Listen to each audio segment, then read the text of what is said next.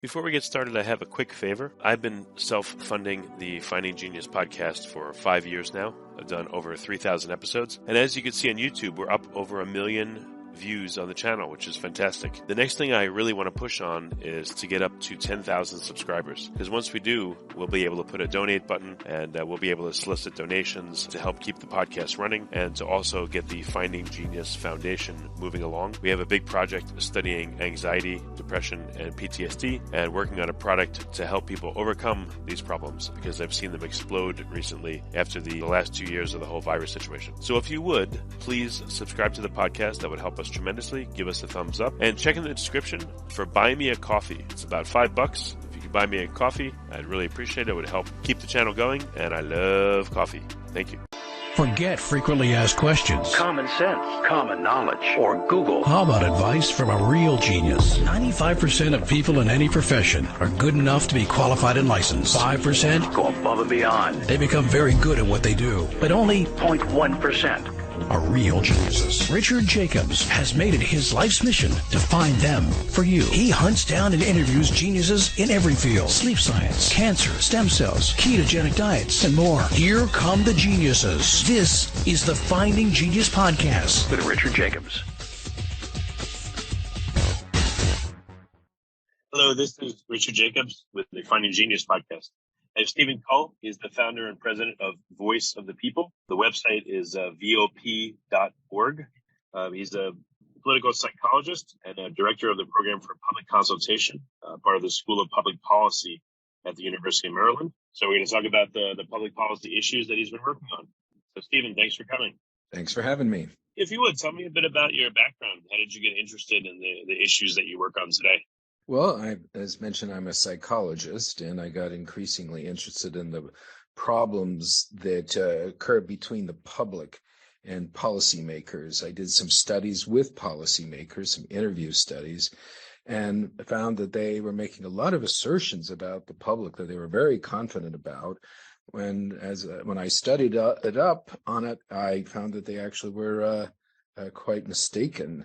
And so I started digging deeper into that, and eventually decided that I was going to focus on trying to improve the communication between policymakers and the public so that policymakers could get a better understanding of the public. And it wasn't simply that they tended to think that the public agreed with them. Often they had assumptions that the public did not agree with them when they actually did. So it's and they perceived the public as preventing them from doing things that they thought were important and valuable to do.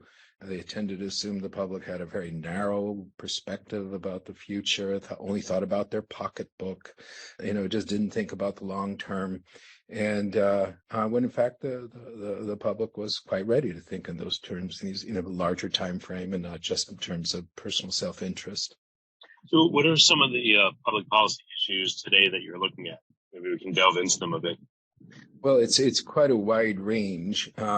We've developed a kind of unique method for surveying the public, because we found early on that the public doesn't, there are a lot of issues that the public doesn't understand very well. For example, we did a survey early on about foreign aid, and we asked, well, how much of the budget do you think goes to foreign aid? And the median estimate was 20% of the budget. And then we asked, well, how much do you think it should be? And the median estimate was, well, 10%. I think they thought it was 20%. We said, how much should be? And they said, how about making it 10%? And I asked, well, how would you feel if it were 1%, which was what the actual number was? And hardly anybody thought that was too much. So what we have been doing is we developed this method where we explain issues that are foreground in Congress, that are foreground in congressional legislation, and we give them a briefing on the issue, and then they evaluate arguments pro and con, and all of this content is reviewed by experts for and against the proposal. So, turning to your question about what are some of the topics, it's just a very wide range. We just did one recently on abortion, we've done immigration, we've done criminal justice. We've done ones related to U.S. foreign policy. The list goes on. Poverty programs, the environment, energy, and all of these processes that people go through as part of this surveys. We call them a policymaking simulation, where we effectively put them in the shoes of a policymaker, and then they get the briefings and the pros and cons. And those are all available. You can see them online on the VOP.org site, and then you can see the results. Yeah. Well, what does that mean? So someone is a decision is put in front of somebody as if they were a policymaker, and they're given all the briefings that a policymaker would get. That's right. We're trying to simulate that process. You tend to think that members of Congress are big experts on everything, but they're really not. There might be a few things, but they get the kind of briefing that they might get from a staffer, and then they hear arguments, the kind of arguments they might hear on the floor of Congress in the floor speeches. What do people notice about that process? Like, is it as they thought it was, or are they surprised? Like, what are some of the juicy things that came out of that? Well, what's really interesting is that in most cases, they find the pro argument and the con argument convincing. It's like they're saying, oh, yeah, that's a good point. And then they hear the other side, oh, yeah, that's a good point, too. Now, that doesn't mean they're not able to come to a decision or make what we call a recommendation. But and that's somewhat striking to them and interesting to them. When we later get people together in groups, which we have done sometimes, they talk about it and as being interesting how there are a lot of nuances and it's not so simple, and in that context, it's often more common that they find common ground too. That Republicans and Democrats are really not as different as one imagines. Well, yeah, I remember years ago I went for, it wasn't jury duty, but there was a case that they were going to test, in front of people that appeared to be like a jury. So I remember sitting there as an auto accident.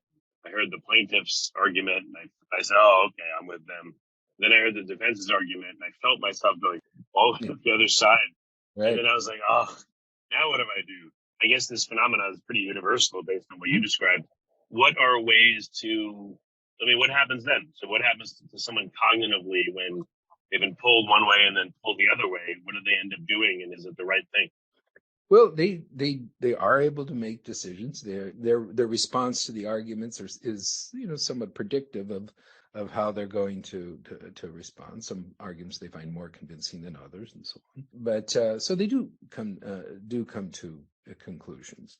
And what's interesting is that if people just hear one side, if they're in a silo, right, and they're only hearing one side of the issue, they're more apt to polarize.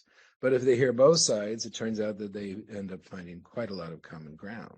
In fact, we have now identified 180 policy positions that are supported by a majority of Republicans and Democrats. Few of them, one side says, well, I can tolerate it. But for most of them, a clear majority says that supports that position. So when people see both sides, it actually reveals quite a lot of common ground. But is there a first arguer advantage, or is it he who argues last sticks in the mind most?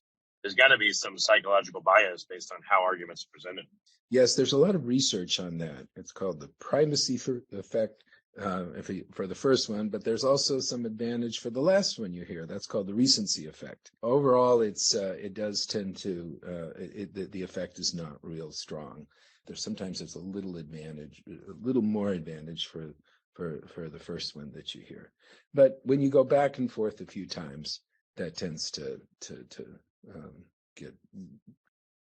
Before we continue, I've been personally funding the Finding Genius podcast for 4.5 years now, which has led to 2,700 plus interviews of clinicians, researchers, scientists, CEOs, and other amazing people who are working to advance science and improve our lives and our world. Even though this podcast gets 100,000 plus downloads a month, we need your help to reach hundreds of thousands more worldwide. Please visit findinggeniuspodcast.com and click on Support Us. We have 3 levels of membership from $10 to $49 a month, including perks such as the ability to see ahead in our interview calendar and ask questions of upcoming guests, transcripts of podcasts you're interested in, the ability to request specific topics or guests, and more. Visit findinggeniuspodcast.com and click support us today. Now back to the show. That's what I mean. So if I hear an argument for and then I hear one against, after that, should I go back and revisit the for and the against back and forth a couple more times to reach my decision?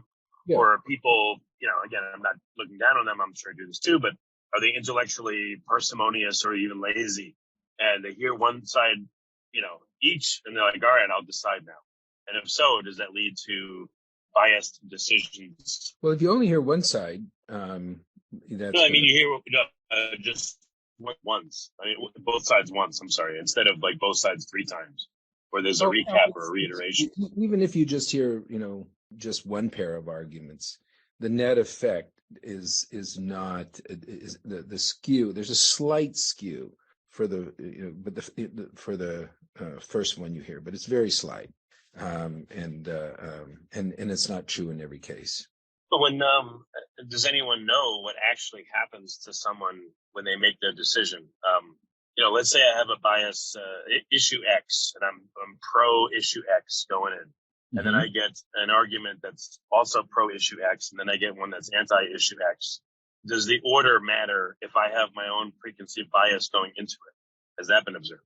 Well, there's been a lot of research on it, and there's not a very strong, sometimes there's this set of questions and it produces one effect, and then there's another that produces a different effect.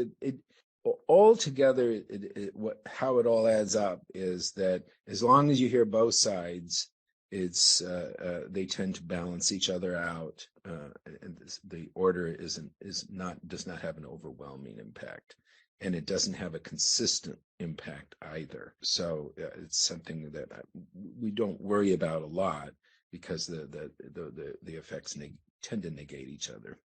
All right, so you haven't seen any noticeable impact, whether the person has a bias or the order of arguments, et cetera, right? The order is obviously, if the person comes in with a strong point of view, that's going to impact their conclusions. Sure. Well, how do you think it happened? Like, let's say I'm a Democrat in the House of Representatives, and a bill comes up, and I already have not only party allegiance, but probably an expectation to vote a certain way. I have the past history of how I voted. I have my constituents, and then I get both sides of an issue supposedly on my desk from my advisors. Like, first of all, do I even get both sides of the issue? And then do I look at them? Or I just say, hey, just give me the information on this, and my staff just gives me stuff they'll know I want to hear.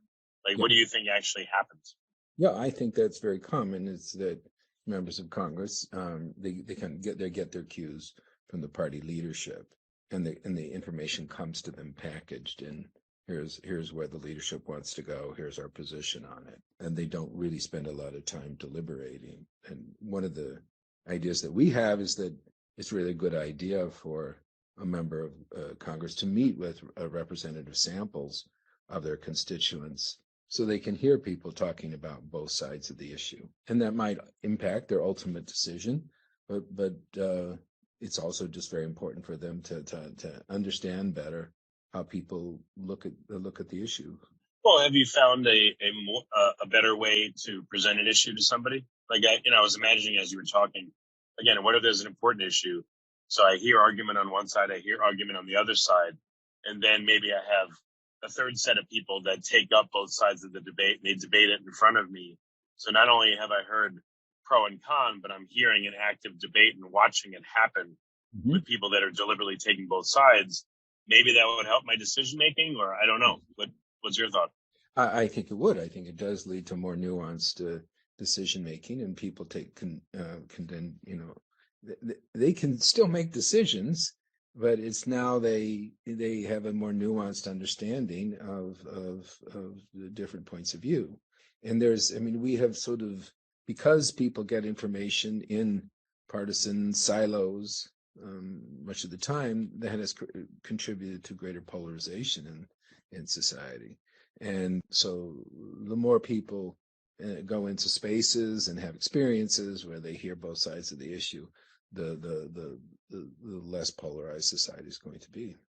Have you identified a more ideal way for people to consider issues so that the bias is at least reduced?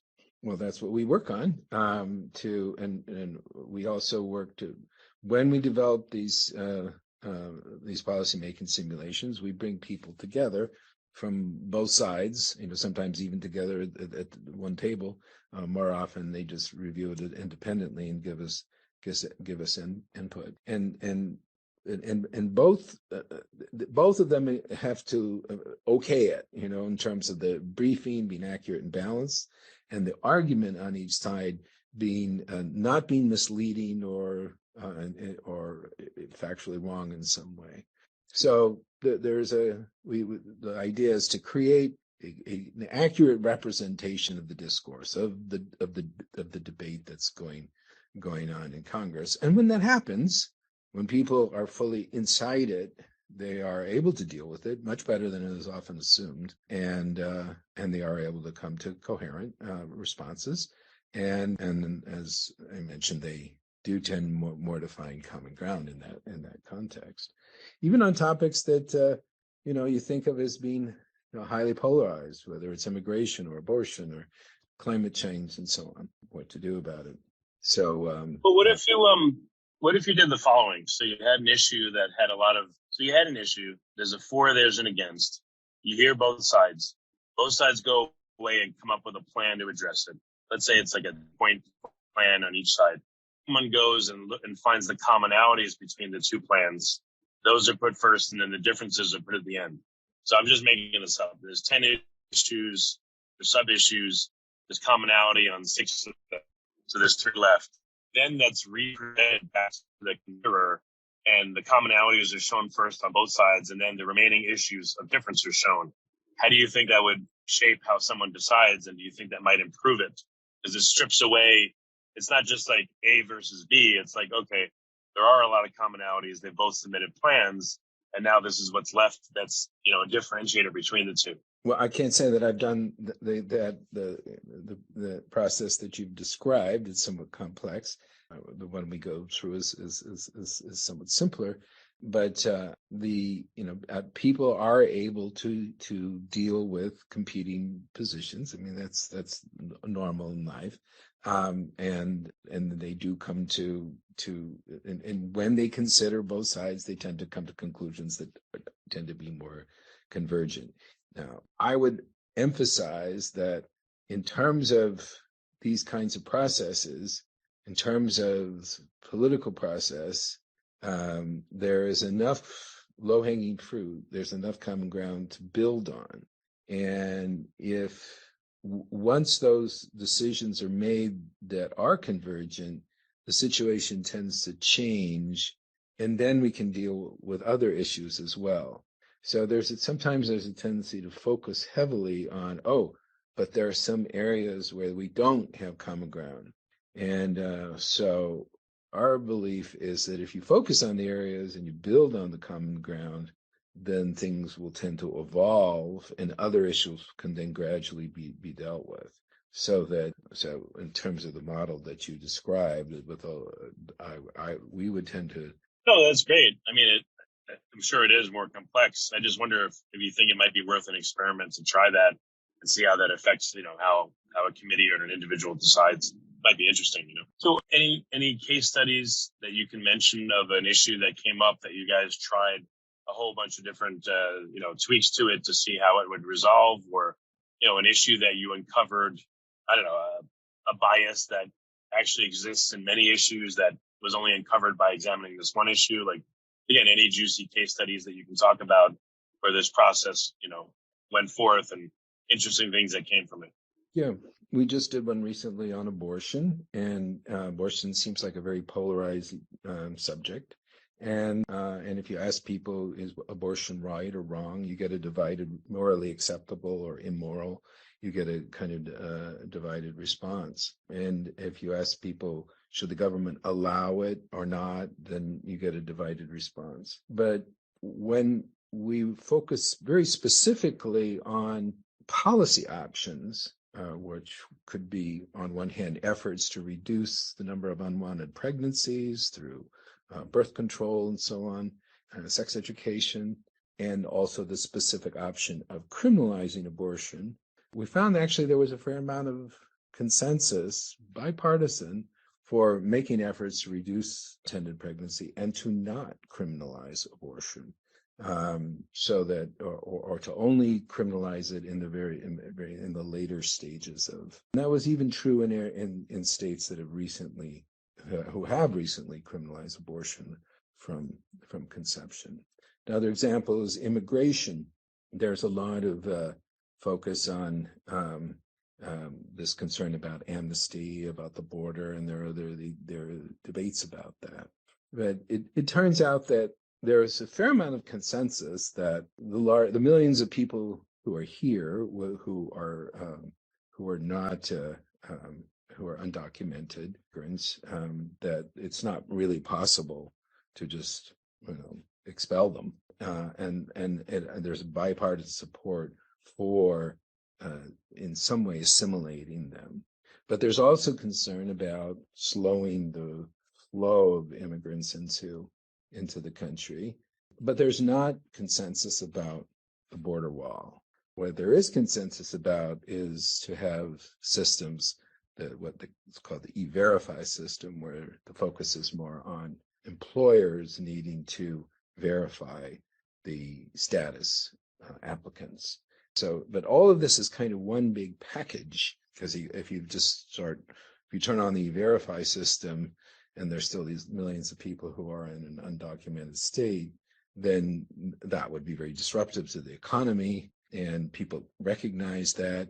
They respond to arguments along those lines. That's how you can tell really how people are thinking. But as a total package, to move toward assimilation into a legal system, and that total package is what people seem to want, and for which there is bipartisan support.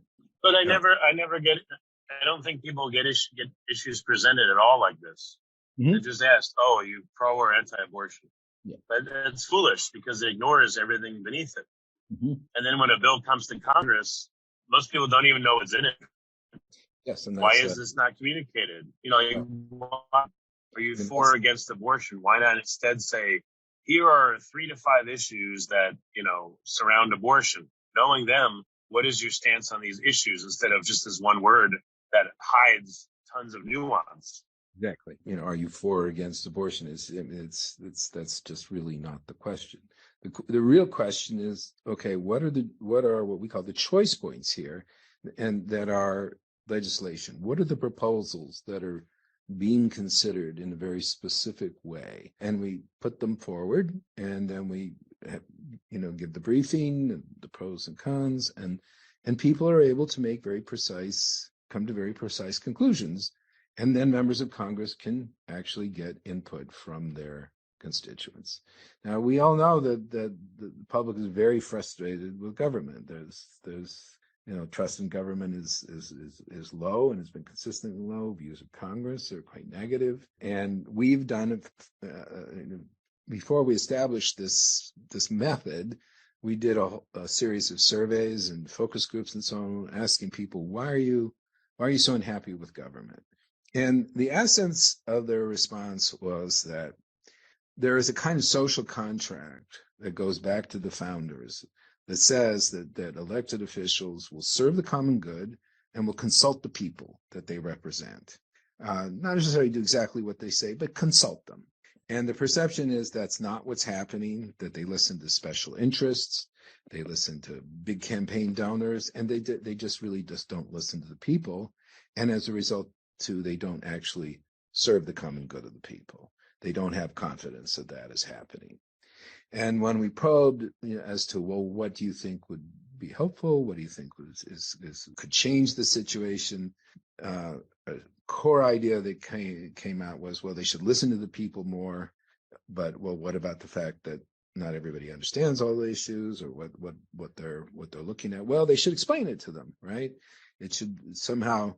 And a representative sample should get get a briefing about it, and then they should hear what those people have to say about it. That should have more influence than whatever, the first thought people have who haven't. So that's basically how we develop this this method, that it's really and this has this potential to restore this trust. We've also looked at, well, what if members of Congress or candidates, challengers to incumbents, were to commit to listen to the people through these kinds of methods, and people had a very positive response, more than 4 in 10, so that they would even cross party lines to vote for a candidate who would make a commitment to listen to the people. Yeah, I mean, I don't know. It's no surprise. I never get asked anything. I'm sure surveys go around, periodically that you guys do and other people do, but I've never been asked once by a politician, what do you think about these issues, or even been told what the issues are. Mm-hmm. They just act. So it's no wonder why people are not happy, because, again, you may elect a person, but then they just do whatever the heck they want. They're not asking. They're not, imagine if a candidate promised every week to meet with various people, at least one person that makes up their constituency, a business owner on week 1, an individual, worker on week 2, or whatever, and post that. Here's what they're saying. And what if they put out a list of, here's the top issues that are before me in the legislative body I'm a part of. Would you guys please rank them in order of importance? Which ones do you want me to focus on? There's none of that. And if they had that and they made it more participatory, I think people would be a lot happier.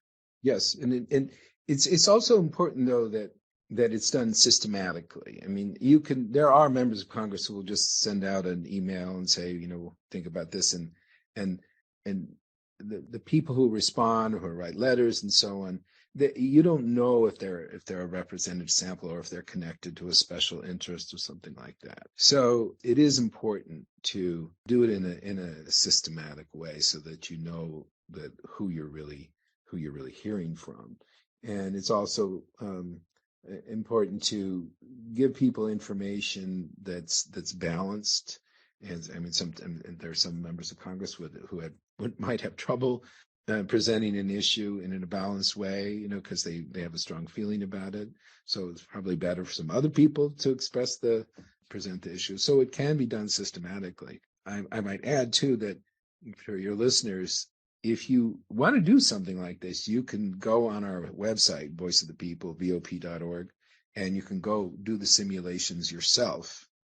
And at the end, you can pull together your recommendations and enter your address, and then it just gets sent off to your members, your representatives in Congress, and that can all contribute to their understanding of more of an understanding of their constituents. So, and members of Congress can actually say, hey, you might want to go try one of those simulations. There are also people who do a new kind of town hall meeting where they get a representative sample of people to come to the meeting. Usually it's done electronically, but then they also brief them before they come. This is done out of by a group at Ohio State University, and that can be very effective as well, so that they get a balanced perspective on their constituents, because the people who contact them are not always are not a. So representatives that have tried this, do they say, "Oh, well, that was a fun experiment and back to business as usual," or have any of them embraced it and say, let's make this a regular occurrence where we do this periodically? We have done some with some members of Congress, and some of them have repeated and expressed interest in doing it on a more consistent basis. And we're kind of building up our resources to do that more regularly, and inviting more members to do that kind of thing. What are some other programs that you're working on that are very important to the organization? Ones that you think are going to, again, going forward, be very important in shaping policy debates? Well, we've done work on criminal justice, did one on criminal records. There's sometimes people who have been charged with a crime, but were actually never, who were originally charged, but then the charges were dropped, so they were never even tried, and that's still on their record, and it interferes with their getting employment and so on, and housing and so on. And there have been proposals to change that, and there was clear bipartisan support for making those kinds of changes. There was a bill that for reforming. It was called the First Step Act. That, you know, how there were a lot of laws that required these minimum sentences, or like 3 strikes and you're out. Those kinds of where the judges were given very little latitude. And there was a bill in Congress called the First Step Act, and there was a kind of nervousness about, gosh, if I support this bill, am I going to look weak on crime? And we did this survey that found strong bipartisan support for this bill. And so the Judiciary Committee, headed by Charles Grassley, took the survey and put it in a press release and sent it out, and it ultimately did pass. I don't know how big a role the survey played, but I think it played some. So that's an example. Another example that's really interesting is Social Security. You know, if you look at standard polls and you ask people, do you want to do something about, you know, the fact that, you know, so the Social Security fund is going to run out of money, right? And thus benefits will have to be lowered. And you say, do you think something should be done about it? People say, oh yeah, okay. Now in a separate poll question, you say, do you want to lower Social Security benefits? And people go, no, not really. And then you say, well, do you want to raise Social Security taxes? And people go, well, no, not really. And then their tendency is to say, oh, well, the public's just the big baby, right? They don't seem to understand that, you know, there's money in and money out. So what we did is we said, okay, here's the problem with Social Security. It's running out of funds. And if in its trust fund, and if nothing is done, their benefits will have to be cut by about a quarter. So here are some options that can be done, and here's how much each one helps, and here's an argument for and against each one. So they go through this whole thing, and then in the end, it's put in a big spreadsheet, and they're able to say what they want to do. And as they go along, as they make their choices, a little bubble follows them and tells them the impact of their choices on the Social Security shortfall. So what happens then? Well, in that case, it turns out people do solve the problem. They do eliminate at least most of the Social Security shortfall, and there's a tremendous amount of bipartisan agreement about what needs to be done. So there is this tendency to assume that the Social Security is this third rail. And if you just come out and say, okay, I want to cut benefits, you know, or I want to raise the retirement age, you know, people go, what? But when it's put together as a total package, and they hear that other people like them, have gone through this process, and here's the conclusion they've come to about what needs to be done, people tend to say, and we've surveyed on this, where we said, okay, here's what a sample of people concluded after they went through this whole long policymaking simulation process. Now, here's their conclusion. What do you think about it? There tends to be very strong support for those proposals. So that has the potential for creating a kind of political cover for members of Congress who want to take steps to deal with some of these political problems that are sensitive, you know, that people care about a lot, and they're just afraid of doing anything to get in the crossfire of that consideration. Well, I mean, the issues are not presented in the right way. Just hot buttons, or, you know, single points are presented, or to say, oh, you know, my opponent hates this or doesn't want that, or how are people supposed to make a decision if it's deliberately misrepresented? And then the media seems to back that up. So it's I don't know how anyone can make a proper decision. It's just And it seems the intent of, again, media and politicians is not to present an issue for consideration, but to make it look like it and just, pick a point or two that they know will inflame their base so they can support it and vote for it. Mm-hmm. That it's like the all of the incentives in the electoral process are to take some piece of the whole picture and pump it up and get people worked up about it. It's not to step back and look at all the different parts at the same time.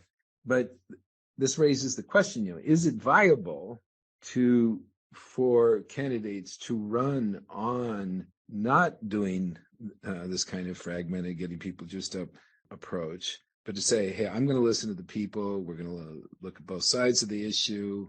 I'm going to encourage people to get informed. I'm going to take in their input and so on.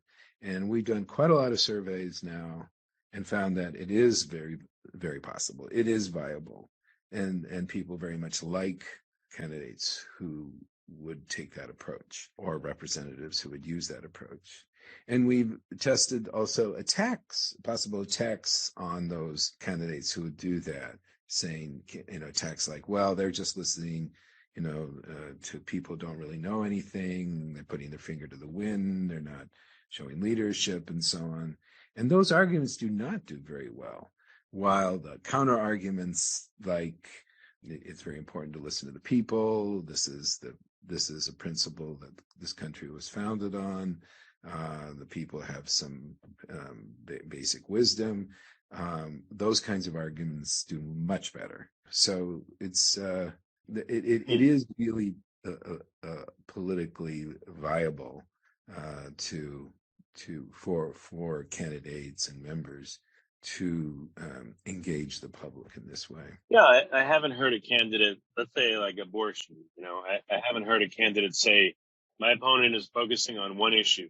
If I'm elected, here are at least 5 different subsets of it that I would like to address with everyone's input. I don't want to just make this a one-off or, try to delude you that this is the only issue. It's complicated, and these are a lot of the sub-issues that I see. So again, if you elect me, I would like to present the sub-issues and not just say yes or no. Ugh. And I think because my opponent is giving it to you in that way, what does that tell you about how they plan to solve it versus how I plan to solve it? Why doesn't someone say something like that? If your research is showing that that's appealing, why wouldn't we see that? And even if we did see it, I wonder if the media would, I'm sure they would just probably twist it, messed up the whole thing. I don't know. I just haven't seen anything like that. I don't know if you have. But part of the problem is I mean, even if a member of Congress wanted to consult their constituents, they don't really have very good tools for doing it. And but those tools are now beginning to become more available. And but historically, they have not been very available. And hopefully more of them will use it, and will use those kinds of tools, and will be rewarded for it, and they'll perceive it that way, and there'll be that movement. There is this tendency to assume that a member of Congress is almost like running to be king. Like, I have the answer to everything. I know what's the right thing, and here is my 29-point agenda on every issue. I've got it all figured out. I got all the answers, right? And when there are debates, the moderator says, what's your answer for this? What's your answer for that? And in fact, they don't have all the answers, and they know that. And we all know they don't have all the answers. They may have some ideas and some values and priorities and things like that. But a lot of decisions there are trade-offs, whatever we do. And there's also this, they're also supposed to get up there and say, this is the answer. It's unequivocal. It's only good. And, and the opposite proposal is nothing but bad. And to not enter into this, this more nuanced discussion. Now, in that frame, then a member of Congress can have meaningful discussions with their constituents and hear their constituents in a frame where you understand that there is no simple answer, and that there are trade-offs no matter what we do. And then it's just a question of making decisions about what those trade-offs will be. And then when some of the downsides come, then it will, when people will be able to handle it better.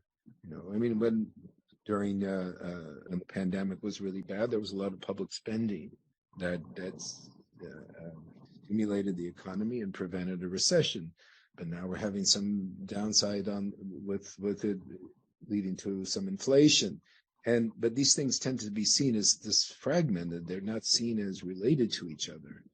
Decisions we made here had some downside effects. They had positive effects, but they also had some downside effects. And all of these things need to be viewed in a more coherent way, rather than just like, oh, inflation bad leadership, rather than it being a function of decisions that were considered on both sides. Okay. So what's the best way, Steven, to get resources from, your organization? Where can people go to find out more, to try out some of the methods you're talking about, and to see what you're discussing and go deeper? Yeah. The website is vop.org, Voice of the People. I should just clarify a little bit. There's a program at the University of Maryland called the Program for Public Consultation, which is part of the School of Public Policy. And it develops the simulations and then runs them as surveys nationally and in some cases in particular states and districts. Now, then Voice of the People has put those simulations online.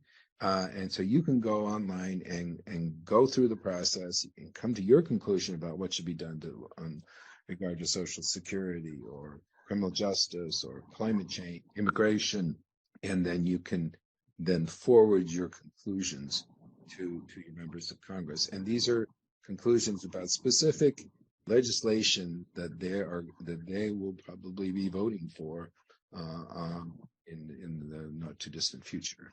So that's just go to the section under policymaking simulations, and you can also then see what other people, other citizens conclude on these issues as well. Okay, very good.